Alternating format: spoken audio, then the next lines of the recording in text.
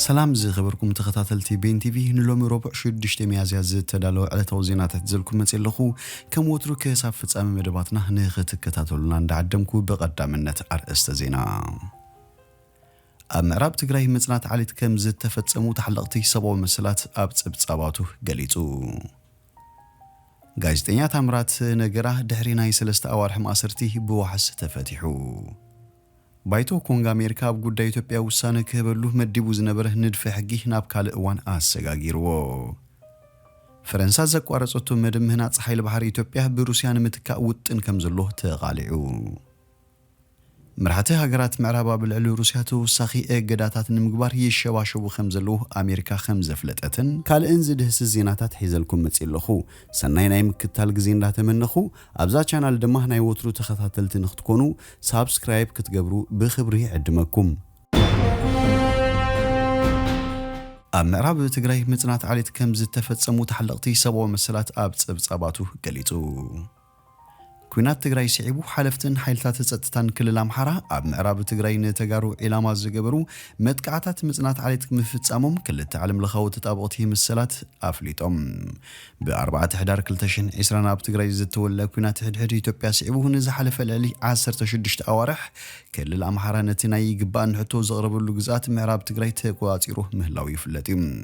Human Rights Watch Amnesty International بحوار ኣብ ዘካይዶ መጽናዕቲ ካብ መጀመርያው ኩናት ኣብ ጎን ሓይልታት መንግስት فيرال زتسلف حيلتات أمحرة قبلي أما إتاشحت تجاروه نبرت بعرب تجري مفرح مسرتين بأسجدار كابت كوابي كفلسوه بمبار كعبيت نبرتهم كم زم زابلوم قليتهم اتخابز مدرخ نتفاوكم منها قبل علي السبعونة زفت سم جمنن مسنات عليتنا معرب تجري بزبل الرئيسي زت تدالو تبصاب أبزوا معرب تجري زلو حيلتاتن ميليشان أمحرة مسنات عليتن قبل علي السبعونة زفت سمو جمناتن كم زفت سمو يريخ بالكسيسوم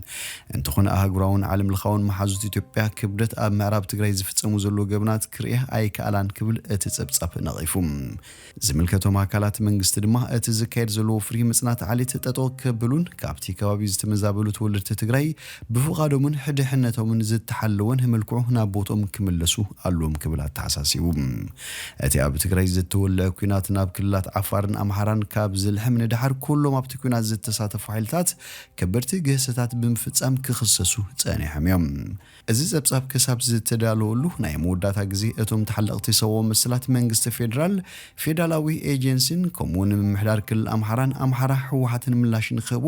በ24 ለካቲት 2022 ኣብ ዝልኣኹ ደብዳቤ ሓቲቶም እዮም ይኹን እምበር መንግስት ክልል ኣምሓራ ጥራይ መልሲ ዝሃበ ኮይኑ ነቲ ክሲ ገብናት ነጽይዎ ይርከብ እዚ ጸብጻብ ምስ 427 ሰባት ዝተገበረ ቃለ ምሕተት ናይ ሳተላይት ምስልታት ቪዲዮታትን ካልእ ሓበሬታታትን ዝዳሰሰ ኮይኑ ካብ ተሓሳስ 2020 ክሳብ መጋቢት 2022 ንልዕሊ 15 ኣዋርሕ ግዜ ዝተኻየደ ናይ ነዊሕ ግዜ መጽናዕቲ ምዃኑ ሓቢሮም በዚ መሰረት ካብ ወርሒ ሕዳር 2020 ጀሚሩ ሓለፍትን ሓይልታት ጸጥታን ክልል ኣምሓራ ምስ ሓይልታት ፌደራል ብምዃነ ሰፊሕ ስልታውን መጥቃዕቲ ብምጥቃም ኣብ ልዕሊ ተጋሩ ከበድቲ ገበናት ከም ዝፈጸሙን እዚኦም ገበናት ኣንጻር ሰብኣውነት ከምኡን ገበናት ኩናት ክኾኑ ከም ዝኽእሉን ሓቢሮም እዞም ገበናት ቅትለት በኣስገዳድ ምስዋር ምስርጣይን ምስቃይን ምስጓግ ወይ በኃይል ናብ ካልእ ቦታ ክኸዱ ምግባር ጾታዊ ዓመጽ ጾታዊ ግልያነትን ካልእን ዓይነታዊ ጾታት ገሰትን ዘይሕጋዊ ማእሰርቲ ምጥፋእን ካልኦት ኢሰብኣዊ ተግባራትን ከም ዝተፈጸሙ እቶም ትካላት ገሊጾም በዚ ምጽራይ ሰመዝ ክልላዊ መንግስቲ ኣምሓራ ፍሉይ ሓይልን ሚሊሻን እቲ ክልል ምስ ሓይልታት መንግስቲ ፌደራል ብምዃን ኣብ ትግራይ መጽናት ዓሌት ከም ዝተፈጸሙ ክንረጋግጽ ክኢልና ይብሉም በተወሳኺ ኣብ መጀመርታ ኣዋርሕ እቲ ኩናት ኣብ ዝነበራ መዓልታት ኣባላት ሓይልታት ትግራዮም ዝበሃሉ ልዕሊ ዝነበርቲ ማይካድራ ዝነበሩ ተወለድቲ ኣምሓራ ገበናት ኩናት ከም ዝፈጸሙ የዘኻኽር ኣብ ድልል ተከዘ ድማ ፋኖ ተባሂሉ ዝጽዋዕ ዘይስሩዕ ዕጡቕ ሓይሊ ኣምሓራ ኣብ ልዕሊ ተጋሩ ዝፈጸሙ ጭፍጫፍ ዝጥቀስ ኮይኑ ኣብ ዓዲ ገሹ ዝበሃል ከባቢ ፋኖን ሚሊሻ ወልቃይትን ነበርቲ እቲ ከባቢ ምስ ኣከቡ ንደቂ ተባዕትዮ ፈልዮም ኣሳሱሳ ተጋሩ ናብቲ ድልል ብምውሳድ ከም ዝረሸኖም ሓቢሮም መንግስቲ ክልል ኣምሓራ ንዝቐርበሉ ክስታት ብጽሑፍ ኣብ ዝሃቦ ምላሽ እቶም ክስታት ሓቅነት ዘይብሎም ብምባል ዝርብሽ እዮም ክብል ኮኒንዎም ይርከብ እቶም ተሐለቅቲ ሰው መስላት ግን መንግስቲ እቲ ኣብ ምዕራብ ትግራይ መጥቃዕቲ ዝፍጽሙ ዘለዉ ኣወዳድባታት ከፈርስ ከምኡን መጥቃዕቲ ዝፈጽሙ ሓይሊ ኣምሓራን ኣባላት ሰራዊት ፌደራልን ብሕጊ ክሓትት ይግባእ ክብሉ ክሶም የቕርቡ ጋዜጠኛ ታምራት ነገራ ድሕሪ ናይ 3 ኣዋርሕ ማእሰርቲ ብዋሕስ ተፈቲሑ መስራትን ዋና አሰናዳን ተራራ ኔትወርክ ታምራት ነገራ ሎሚ 6 መጋቢት 2022 ብናይ 50,000 ብር ዋሕስ ካብ ቤት ማእሰርቲ ከም ዝተፈተሐ ተገሊጹ እቲ ጋዜጠኛ ትማል ላዕለዋይ ቤት ፍርዲ ኦሮሚያ ብዋሕስ ክፍትሕ ምስ ወሰነ እዩ ሎሚ ድሕሪ ናይ 118 መዓልታት ማእሰርቲ ተፈቲሑ ዘሎም እቲ ቤት ፍርዲ ካብ 11 ለካቲት ጀሚሩ ሕቶ መሰል ዋሕስ እቲ ጋዜጠኛ እናመርመረ ከም ጸንሐም ተራራ ኔትወርክ ኣብ ማሕበራዊ ገጹ ኣፍሊጡ ጋዜጠኛ ታምራት كساب حجي كسي زيت مسرته خوينه ب10 لكاتيت 2022 ኣብ ቤት ፍርዲ ወረዳ ገላን ኣብ ዝቀረበሉ እዋን ዓቃብ ሕጊ ኣብ 15 መዓልቲ ክሲ ከምስርት ትእዛዝ ተዋሂቡ ነይሩ ጠበቃ ታምራት በወገኑ 11 ለካቲት ብዋሕስ ክፍትሕ ናይ ዋሕስ መዝገብ ዝኸፈተ ኮይኑ ድሕሪ ክልተ ቆጽራታት ተማሊ እቲ ጋዜጠኛ ብዋሕስ ክፍትሕ ወሲኑ ቀደም ክብል ንጋዜጣ አዲስ ነገር ዝሰርሕ ዝነበረ ካብ ስደት ምስተመለሰ ኣብ ተራራ ኔትወርክ ዝተባሃለ ናይ ኦንላይን መደብ ክሰርሕ ዝጸንሐን ጋዜጠኛ ታምራት ነገራም ካብ ገዙ በኃይልታት ጸጥታ ተወሲዱ እዩ ተኣሲሩ ኣብቲ እዋን ናብ ጣብያ ፖሊስ ሶስተኛ ንሕቶ ትድለ ኢኻ ተባሂሉ ዝተወሰደ ኮይኑ ኣብ ጣብያ ፖሊስ ገላላን ዳለቲን ለሊ 3 ወርሒ ተኣሲሩ ቅድሚ 10 ዓመት ፍልቲ ኣብ ዝነበረ ጋዜጣ አዲስ ነገር ፖለቲካዊ ትንታነታት በመጽሐፍ ዝፍለጥ ዝነበረ ጋዜጠኛ ታምራት እታ ጋዜጣ በመንግስታዊ ጸጥቲ ምስተዓጽወት ንሱን ህዝብ ዝሑ መሳርሕቱን ካብ ሃገሩ ተሰዲዶም ድሕሪ ናይ አሜሪካ ናይ ዓመታት ጸንሒት ናብ ኢትዮጵያ ተመሊሱ ተራራ ኔትወርክ ዝተባሃለ ናይ ዩቲዩብ ቻናል በመጅማር ዝተፈላልዩ መደባት እናቀረበውን ጸንሒዩ ባይቶ ኮንግ አሜሪካ ኣብ ጉዳይ ኢትዮጵያ ውሳኔ ክህበሉ መዲቡ ዝነበረ ንድፈ ሕጊ ናብ ካልእ እዋን አሰጋጊርዎ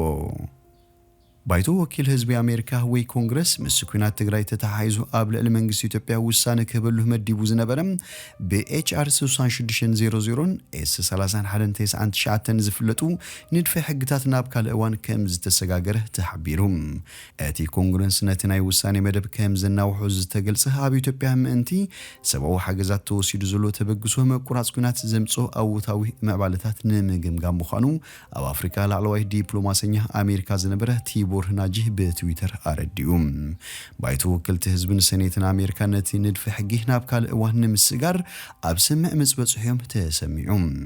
እቲ ኣብ ልዕሊ መንግስቲ ኢትዮጵያ ተወሳኺ እገዳን ካልእን ስጉምታት ንሙሳድ ዝዓለመ ንድፈ ሕጊ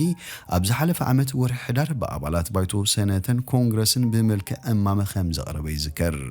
እቲ ንድፈ ሕጊ ኣብ ኩናት ትግራይ ኣውራህ መሻርክቲ ንዘሎ መንግስቲ ኤርትራውን ዝተናኽፍ ምዃኑ ዝጠቅስ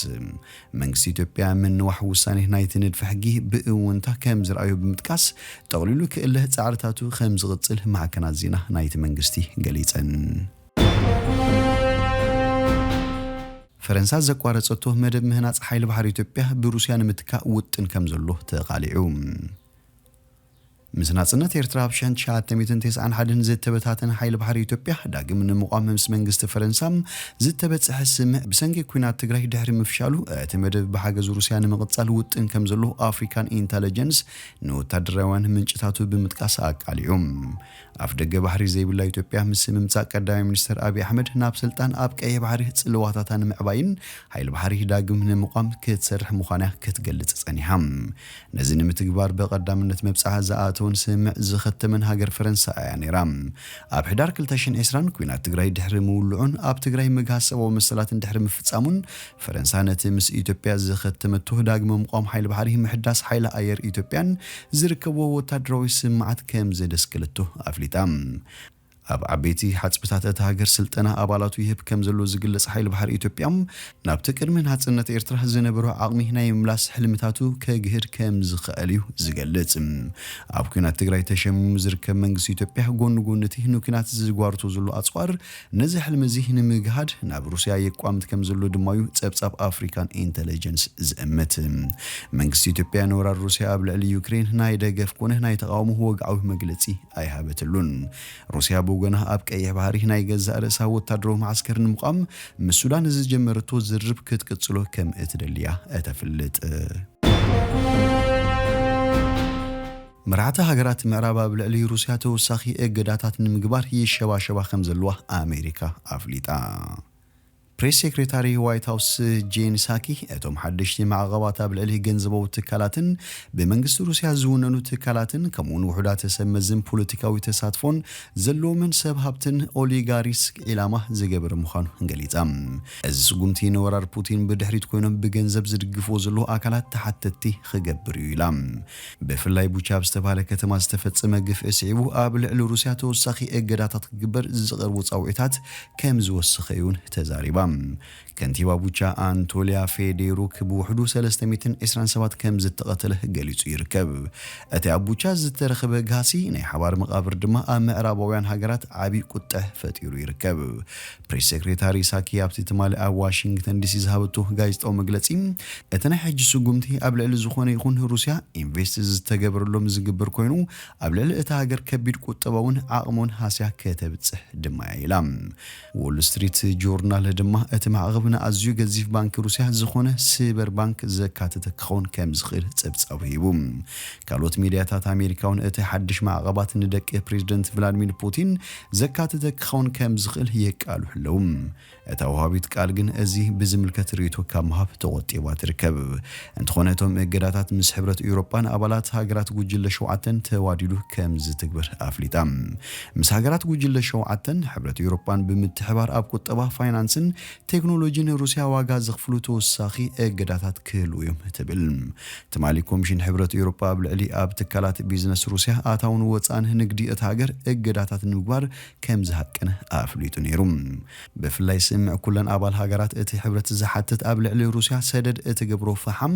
እገዳ ክግበር ዝጠልብ ሓሳብን ተጸዲቑ እቲ ሕብረት ንፈለማ እዋን ቀረብ ጸዓት ሩስያ ክኽልክል እዩ ኤውሮፓ ዓመታዊ ኣሳስ 3.3 ቢልዮን ዶላር ዋጋ ዝግመት ፈሓም ካብ ሩስያ ትገዝእያ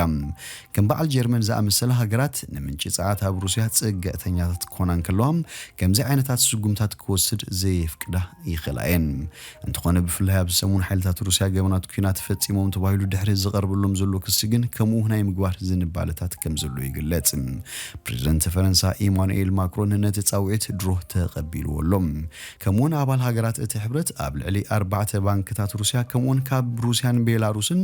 ዝኣቱን 4.59 ሚልዮን ዶላር ዝግመቱ ምህርታት ሲሚንቶም እንፀይቲ ናይ ባሕሪ ምግብን መስተን እገዳ ክገብርዮም ተባሂሉ ትጽቢት ይግበር ፕሬዝደንት ኮሚሽን ሕብረት ኤውሮፓ ዶባዊ ኣገልግሎት ንመርከባት ካልኦት ኣገልግሎት መጓዓዝያ ሩስያ መላፍንታ ባሉሩስን ዕፁ ከም ዝኸውን ድሮ ኣጠንቂቃላ ኡርሱላ ቮንደር ሌየን ኣብ ልዕሊ እታ ጭካነ ዝመልኦ ወራር ተካይድ ኣላ ዝበላ ሩስያ እቲ ሕብረት ዘየዳግም ስጉምቲ እቲ ዝለዓለ ጸቕጥን ክፈጥረላ ጸዊዓ ሚኒስተር ጉዳያት ወጻኢ ሉታዊንያ ግና ነቲ ሕብረት ኤውሮፓ ተሊምዎ ዘሎ እገዳታት ካልኦት ወሳኺ ግፍዕታት ዝጽውዕ ክብል ነቒፉ ይርከብ ትማሊ ኣብ ቤት ምኽሪ ጸጥታ ሕብረት ሃገራት መደረ ዘስምዐ ፕሬዝደንት ዩክሬን ቭላድሚር ዘለንስኪ ንሰበ ስልጣን ሩስያ ገበናት ኩናት ይፍጽሙ ኣለዉ ናብ ሕጊ ክቐርቡ ይግባእ ክብል ከሲሱ እዩ መላእ ስድራ ቤት ቀቲሎም ዓበይትን ህፃንትን ረሽኖም ነብሶም ከቃጽልዎ ፈቲኖም ክብል ከሲሱ ኣብ ተመሳሳሊ መዓልቲ ሰበ ስልጣን ኣሜሪካ ናይ 100 ሚልዮን ዶላር ዝግመት ጸረ ነፈርቲ ሚሳኤል ክቡ ቃል ኣትዮም ኣለዉ ካብ ወርሒ ነሓሰ ጀሚሩ እዚ ሓገዝ ወታደራዊ ኣጽዋር ንሻድሻይ ግዜ ዝግበር ዘሎ እዩ ዝኸበርኩም ተኸታተልቲ ቤን ቲቪ ንሎሚ ዝብልናዮ መሰናዶና ኣብዚ ወዲና ኣለና ምሳና ስለ ዝጽናሕኩም ብልቢ ነመስግን ሰናይ ንዓኹም